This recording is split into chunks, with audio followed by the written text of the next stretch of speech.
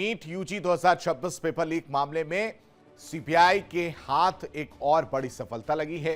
केंद्रीय जांच एजेंसी ने पुणे की senior botany teacher Manisha Gurunath Mandare को दिल्ली से गिरफ्तार किया है। मनीषा को नीट यूजी 2026 के बायोलॉजी पेपर लीक की कथित मास्टरमाइंड के तौर पर बताया जा रहा है। मनीषा मंडारे पुणे के शिवाजी नगर में स्थित modern college of arts, science and commerce में बॉटनी की लेक्चरर है। कॉलेज सूत्रों की माने तो मनीषा पिछले 5 से 6 सालों से एनटीए के लिए नीट परीक्षा के प्रश्न पत्र तैयार करने की प्रक्रिया में योगदान दे रही थी, यानी इन्वॉल्व थी। सीबीआई के मुताबिक मनीषा को एनटीए ने नीट यूजी 2026 परीक्षा प्रक्रिया में बतौर एक्सपर्ट नियुक्त किया था और बॉटनी, जूलॉजी के प्रश्न पत्रों तक उनकी पूरी पहुंच थी। जांच में सामने आया है कि अप्रैल 2026 के दौरान मनीषा मंडारे ने पुणे की मनीषा वाघमारे के जरिए कुछ नीट अभ्यर्थियों को अपने पुणे स्थित घर पर जुटाया और एक स्पेशल कोचिंग क्लास चलाई। इस क्लास में उन्होंने छात्रों को बॉटनी और जूलॉजी के कई सवाल समझाए हैं, उन्हें नोटबुक में लिखवाया और किताबों में मार्क भी करवाया।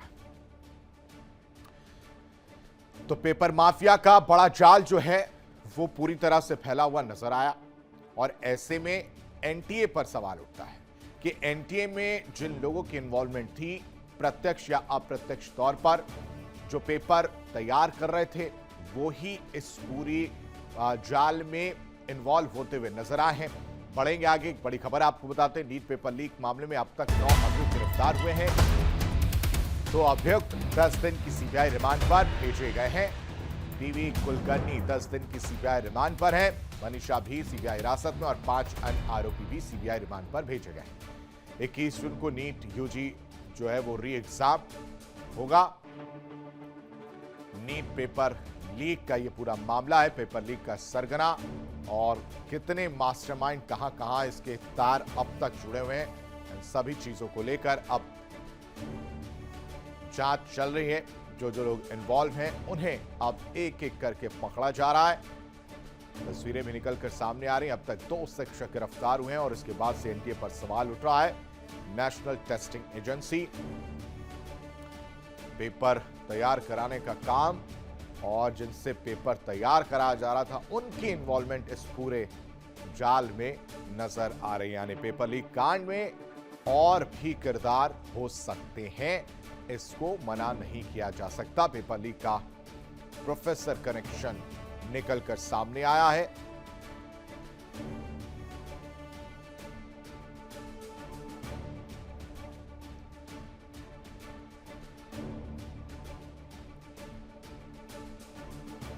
इस बीच एक और बड़ी खबर, नीट पेपर लीक मामले में एक और बड़ी गिरफ्तारी की गई। सीबीआई ने मनीषा गुरुनाथ को दिल्ली में गिरफ्तार किया है।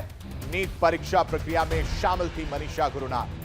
पुणे की शिक्षिका मनीषा गुरुनाथ की गिरफ्तारी हुई है। तस्वीरें भी निकलकर सामने आई। खबर पर ज्यादा जानकारी के साथ हमारा था रजनीश हमारे साथ जुड़े।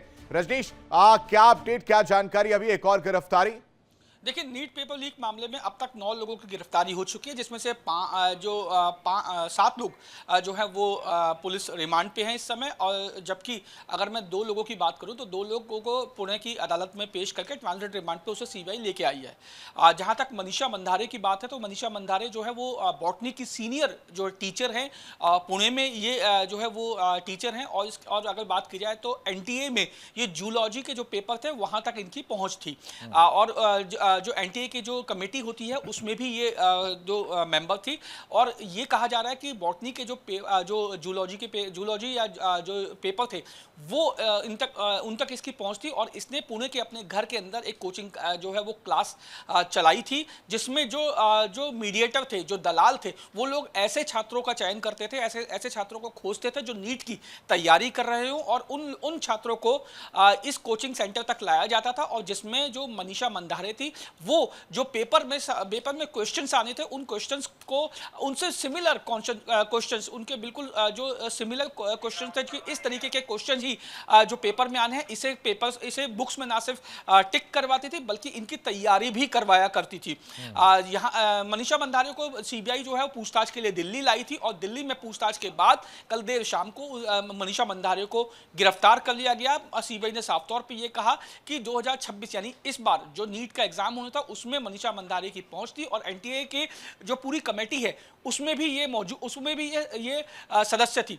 तो ऐसे में अगर जूलॉजी के पेपर तक मनीषा की जो है वो पहुंच थी, तो जाहिर तौर पे मनीषा से जब पूछताछ की गई तो मनीषा ने ये बात कबूल की कि उसको जो पेपर है उसने देखा था, उसको उस पेपर को लीक किया था, और जो कोचिंग क्लासेस अपने घर पे वो चला रही थी उसमें जो बच्चे थे उन बच्चों को उसी तरीके के जो क्वेश्चंस थे या फिर उसके बिल्कुल सिमिलर उसी तरीके, सिर्फ डिजिट्स चेंज हुआ करती थी, लेकिन उसी तरीके के क्वेश्चंस को इसने किताबों में टिक करवाया।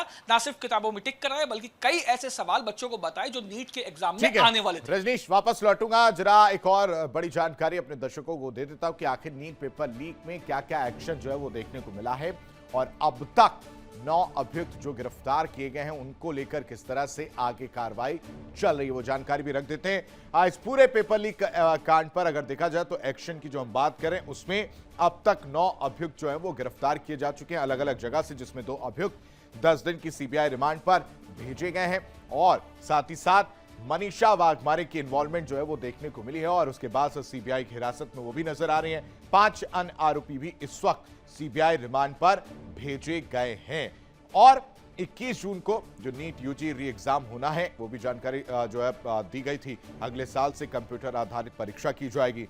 जो अभी फिलहाल ओएमआर शीट पर जो पेपर दिए जाते हैं उसको लेकर चीजें जो है चेंज की गई हैं। अब आप समझिए कि आरोपी मनीषा गुरुनाथ मंडारे कौन है।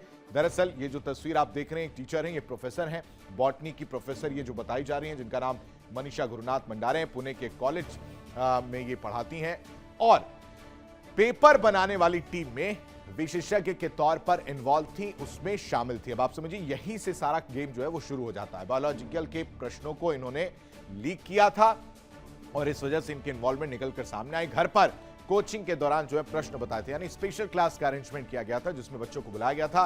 बॉटनी की प्रोफेसर जिन्होंने इस पूरे गेम को जो है रचा है, और उसके बाद से ही इनकी इन्वॉल्वमेंट देखने को मिली है। रजनीश का रुख करते हैं, रजनीश हमारे साथ बने हुए। रजनीश, बॉटनी की प्रोफेसर है, लेकिन सवाल यही है कि विश्वास कैसे किया जाए। इन्वॉल्वमेंट इनकी उसमें थी जहां से पेपर बनता है, ऐसे में एनटीए को लेकर भी तो सवाल उठेंगे, कोई और विकल्प ढूंढना पड़ेगा, क्योंकि अगर किसी को इन्वॉल्व किया है उसे किस बिहाफ पर इन्वॉल्व किया है, पहला प्रश्न। दूसरा, अगर इन्वॉल्व कर रहे हैं तो नजर रखनी पड़ेगी तब तक जब तक कि पेपर ना हो जाए।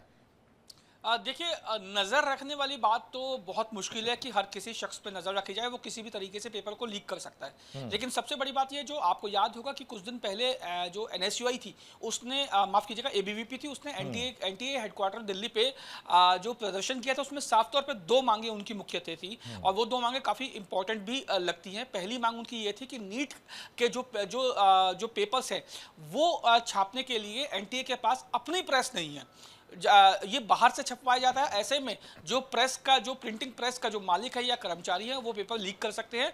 ये सबसे बड़ा सवाल था, और ये इस बात पे जो है वो उनके मोहर भी लगती है कि अगर ऐसा होता है कि आप अपने प्रिंटिंग प्रेस अगर आपके पास होती है तो आपके पास पूरा स्ट्रक्चर होता है या पूरा जो तंत्र होता है वो आपका अपना होता है। ऐसे में नज़र रखना और पेपर लीक की संभावना बहुत कम हो जाती है। लेकिन अगर आप पेपर बाहर से आप छपवाते हैं, किसी और प्रेस से छपवाते हैं, तो जाहिर तौर पर पेपर लीक की संभावनाएं बहुत ज़्यादा बढ़ जाती है। एक चीज उन्होंने ये मांग रखी थी।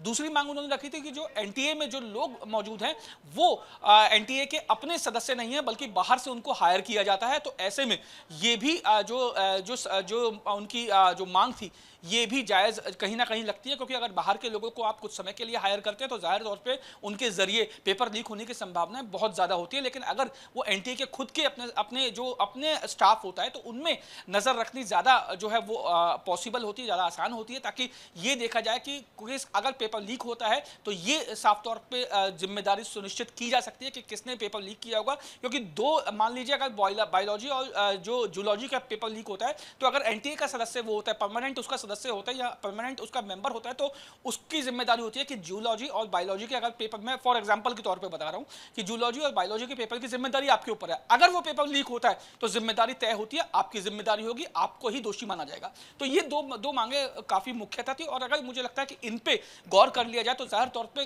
प्रश्न पत्र या क्वेश्चन पेपर जो लीक होने की संभावना है वो बहुत हद तक कम हो जाएंगी। क्योंकि अब जो है शिक्षा मंत्री धर्मेंद्र प्रधान के जो बैठक हुई थी उसमें साफ तौर पे ये कह दिया गया कि अगली बार से जो पेपर होगा वो ऑनलाइन होगा, ऑनलाइन ही सारी चीजें होंगी और ऑनलाइन ही वो सबमिट हो जाएगा। तो अब ये देखने वाली बात होगी कि जो ऑनलाइन का जो स्टेप लिया गया है ये कितना कारगर साबित होता है आने वाले दिनों में, जो भविष्य में 2026 के बाद जो एग्जाम होंगे एनटीए के, उसमें जब एनटीए जिस आधुनिक दुनिया में साइबर फ्रॉड जैसे मामले हो रहे हैं, हैकिंग जैसी चीजें देखने को मिल रही है, उसमें ऑनलाइन पेपर कराना कितना सही रहेगा और क्या तब भी पेपर लीक नहीं होगा, फिलहाल ये तो आने वाला वक्त ही बताएगा। बहुत शुक्रिया रजनीश तमाम जानकारी देने के लिए।